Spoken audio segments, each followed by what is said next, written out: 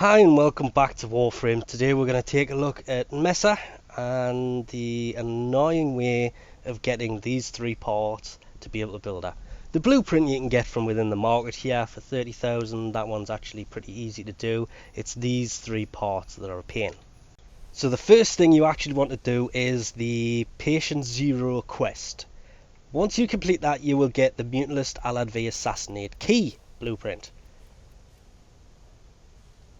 And then that's where things get interesting. Then you've got to wait for certain missions to pop up that will drop the Mutalist Aladvi nav coordinates as a reward. Because you need 3 of them per key, you need 6 nav coordinates. To be honest, 2,500 nanospores isn't that much. 750 ferrite. I would have been happier if that was a bit lower, because I don't have that much of that stuff. I know that does look like a lot, but trust me, 192,000 ferrite, I could spend that in about an hour. It's not really that much. I burn through resources a lot quicker than you would think. So, nanospores, 2,500, that's no big deal. I spend a lot of time on Eris. The Aladvi nav coordinates come from these type of missions.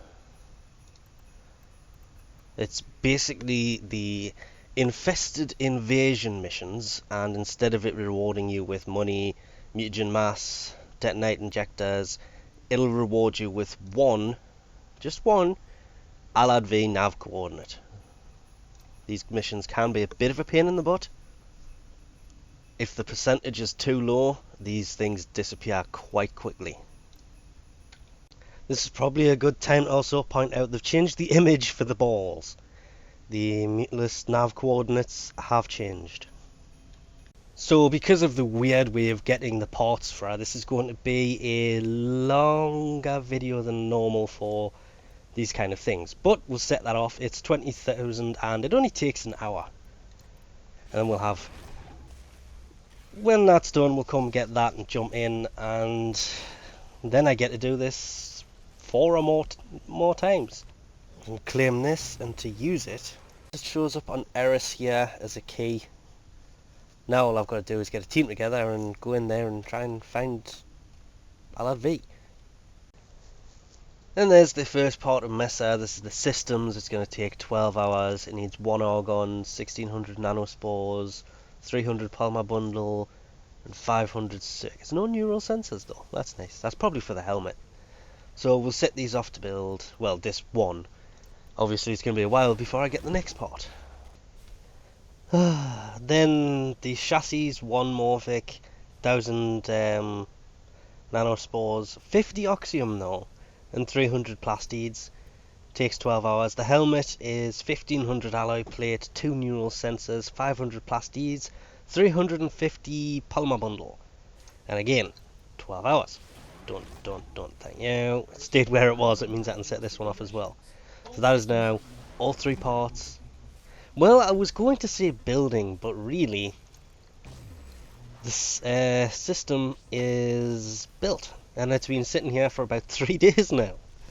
You can do this before or after claiming the parts, it doesn't really matter, but don't forget to buy the blueprint to actually build her.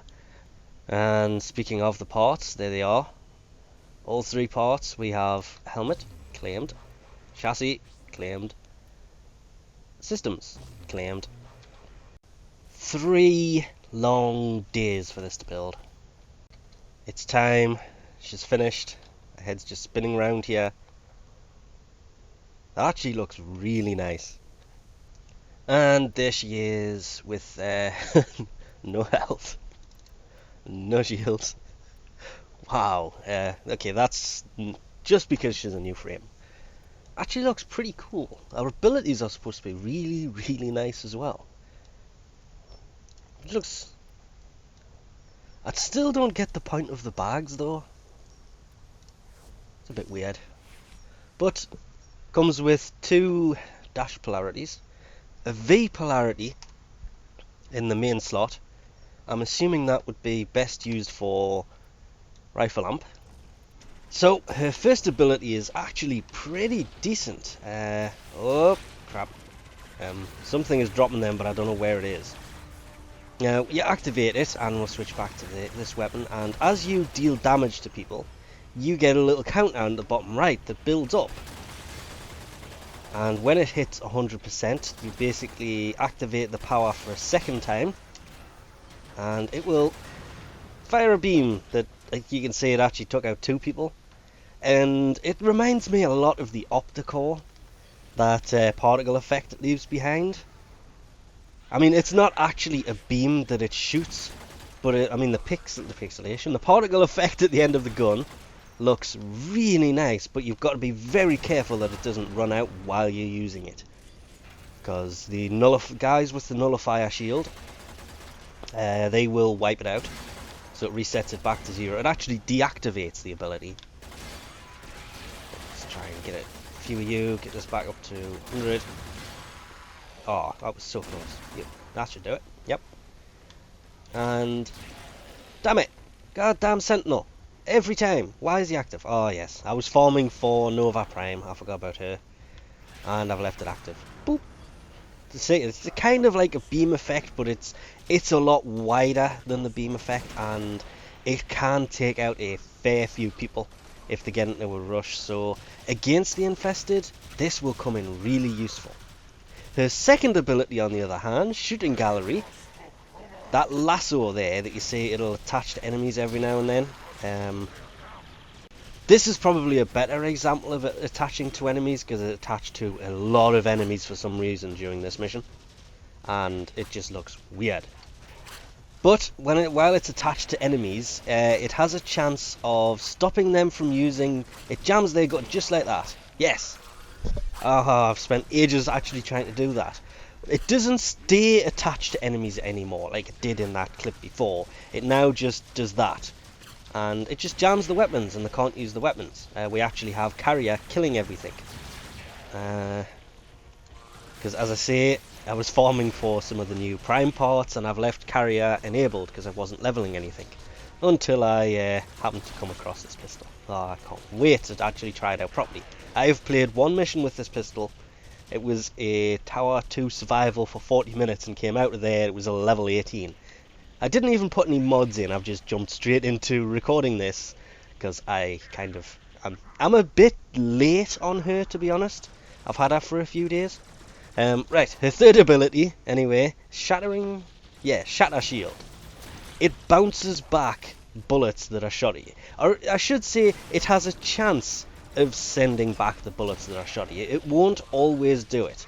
You saw the Moa with his beam. Ah, god damn you, Carrier.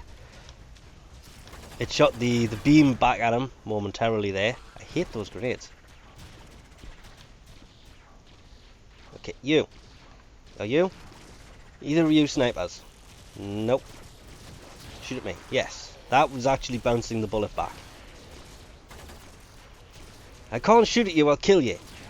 Carrier.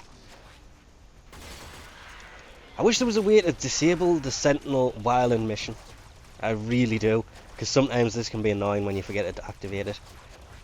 And the ability's actually... There you go, you can see it bouncing back at the enemy there. That comes in really useful when fighting against these people. Just remember, it's only taking 25% of the damage you still take, even. So it's only bouncing back something like 75% of the damage from the rounds. So you cannot take prolonged fire while in that, because you will die. It's almost a guarantee. Then we have her super, which I would love to find a huge bunch of enemy to demonstrate this on, in a big open room. Big open room? Nope, just a room full of grenades. Actually, I lied. This will do perfectly. Now, this ability toggles. You activate it, you cannot move now, and she pulls out these pistols from her arms. But she will shoot everything within... I'm not even going to say within range, because as you've seen, we killed somebody over there. Nope.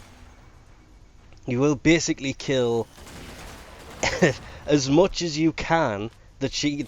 If you have line of sight on it, I'll put it that way. Line of sight is what she will hit. Hence, big room, lots of enemies. It kind of gave what we wanted there, or what we needed. And that ability is really nice, but you have to remember to toggle it off once she stops shooting. So if you come into a room, there's nothing to shoot, turn it off. Because it's a toggleable ability, and if you leave it active, it will burn through the energy. I mean, we have the Streamline mod fitted, and it still burns through the ammo really, really quickly. Ah, I stick up behind you. God damn you, carrier, stop it. But with her, I tend to mainly use the first ability, because that builds up as you're using it, the second ability, and if I've got the power, the third. And if I get into trouble, the fourth as well. I've actually had all 4 of her abilities going at the same time. She is probably one of the only Warframes where I've used all the abilities at the same time. Our shield's actually off, so I'm not using them all there. And I like that. It was a really nice touch. All of our abilities are pretty much useful. Oh, I missed. Oh, goddamn. Because that charged up really quick and I still missed with that ability. But our first ability is a handy one to just keep active all the time. Even if you run out of enemies and you're sitting at 100% with nobody to shoot, it's still a handy thing to have a hold of. Oh, I seen that coming. This is where the super comes in useful. But as I say, just remember to toggle it off and never forget to reload your weapons, because that will not end well. My weaponry is set up for infested, hence I'm not killing these guys as quick as I would like to be. Plus I think that, yeah, they're only level 18s anyway.